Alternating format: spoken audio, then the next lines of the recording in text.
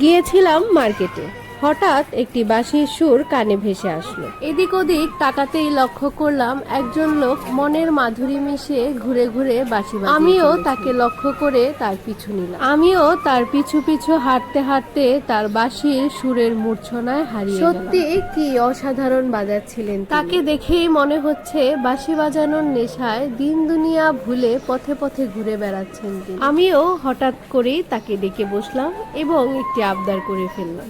সঙ্গে সঙ্গে তিনি আমার আবদারটি রাখলেন।